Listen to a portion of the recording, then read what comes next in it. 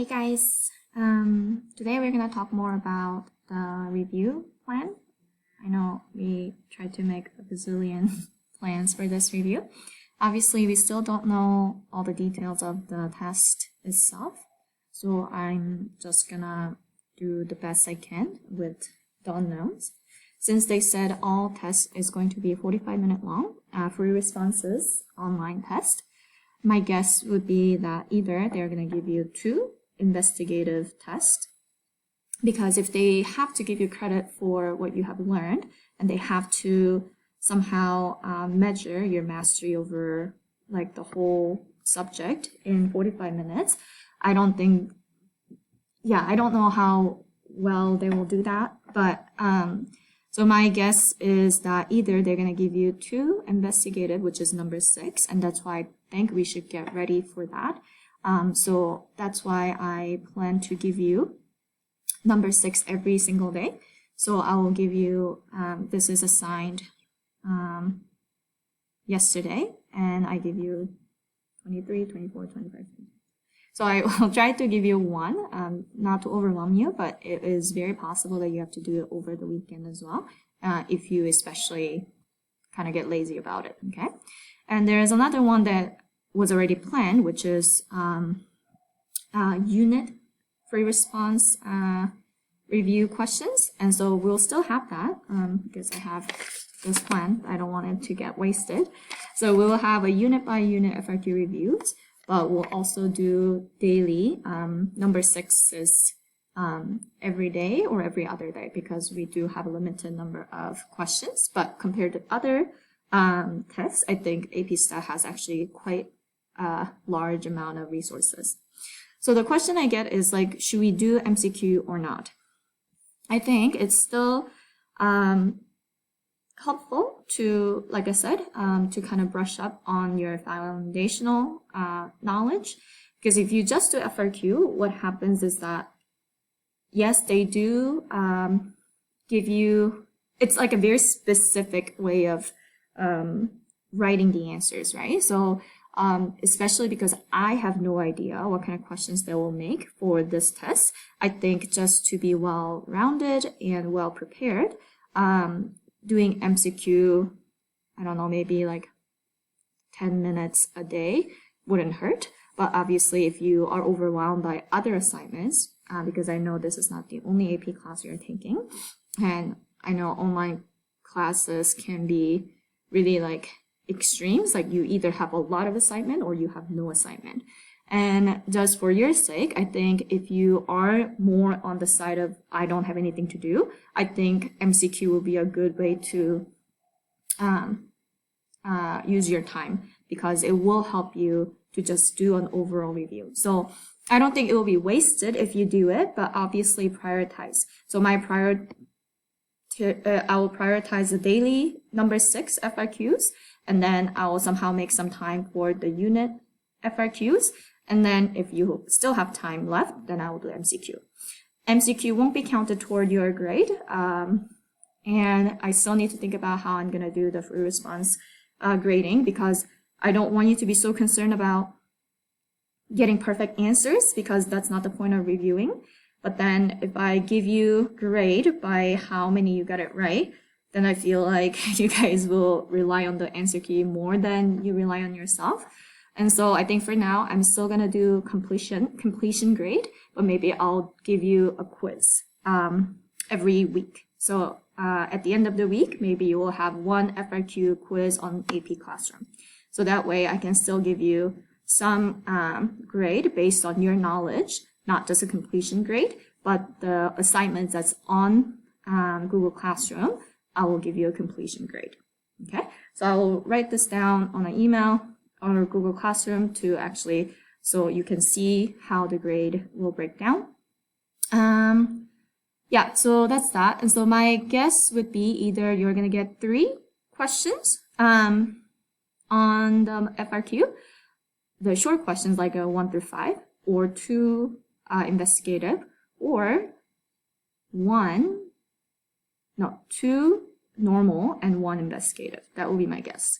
So I think you will get anywhere from 2 to 4 questions, because usually it's a 90-minute test, but now it's 45 minutes, so they have to cut it in half. But depends on, and because they usually allot about 25 minutes for the number 6s, that's why I'm thinking either 2 6 questions or 4 non-6 questions, or combination of both.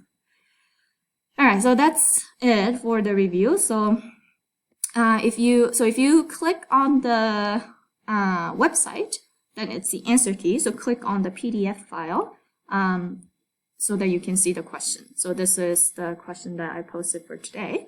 And so if you do it today, then you'll be on track. And it'll be just number 6. So sometimes you might get a chi-square question or regression question, inference regression. I know they are not going to be tested, but try to solve them as well. But I will try to avoid them as much as possible. So if it's obviously just regression of regression inference question or chi-square question, I will avoid them. But sometimes, because it's an investigative problem, sometimes it's very hard to isolate them completely. And that's what happens with the unit FRQ questions too. I'm trying to make it more unit by unit, but sometimes there is an overlap. And so, just understand that. Okay, please, if you have a question or if I'm not clear enough, do email me. You guys have been awesome at communicating with me through comments and emails. If I don't get back to you individually, I'm trying to address it on a video to everybody, because your question has been, it was a good question for everybody to have another clarification. So yeah, keep it coming. And today we're gonna read about despair. Okay. Sorrow upon sorrow, difficulty and more difficulty. Does that describe your life? Why is it that in the middle of a crisis, the car breaks down and the refrigerator stops working? Doesn't it seem like we should get a pass on the minor irritations of life when we are in the midst of a tragedy? For many of us, it is not just one painful experience or circumstance, but troubles that seem to multiply. It can seem like a conspiracy meant to destroy us, and we feel beaten down, discouraged. We wonder if the sun is ever going to come out again, and despair sets in. After Hope was born, my husband and I made a difficult decision.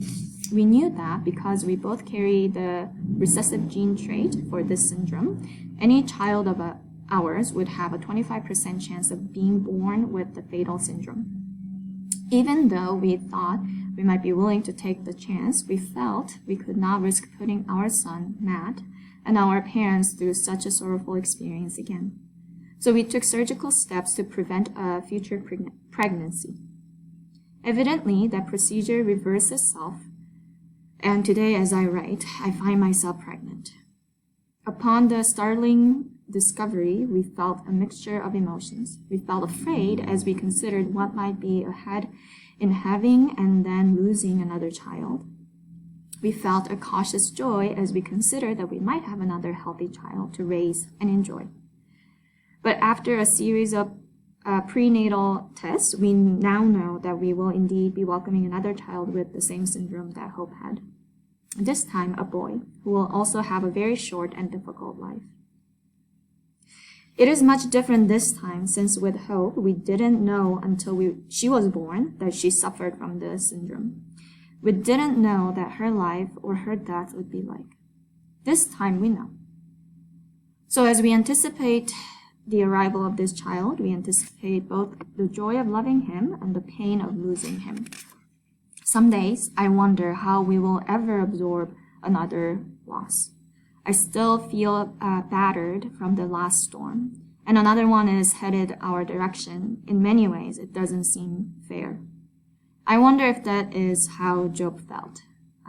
There he is in the throes of grief over losing all of his property and all of his family. And then come the sores, from the soles of his feet to the top of his head, itchy, oozing, infected sores. I imagine Job crying out, all this, and now boils all over my body too? Perhaps those boils are the final straw, the final unfairness that plunges him into a deep desperation. He cursed the day of his birth. That doesn't seem very godly. But this godly man, Job, is honest, and he admits to his discouragement and despair. Frankly, I love it that we see the real Job here, don't you? To this point, he has seemed a little too perfect. But we see now that he is hurt. He's angry. He is disappointed. And he is honest about it with God. His complaining to God is bitter. What I love here is to see that God, in return, appreciates Job's honesty. In fact, when we get to the end of the book of Job, God commends Job specifically for his honesty. His honesty about his feelings as well as his honesty about God. While God condemns the self-righteous rantings of Job's friends, Job was so discouraged he wanted to die. So this is Job 6, 8 through 9. Oh, that I might have my request, that God would grant my hope. I wish he would crush me. I wish he would reach out his hand and kill me. Then he has these interesting words. At least I can take comfort in this. Despite the pain, I have not denied the word of the Holy One.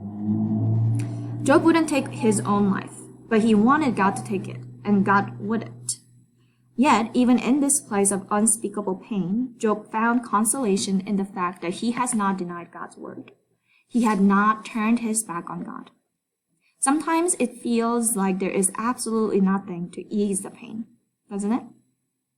People ask what they can do for us, but we know there is nothing they can do to make the hurting go away.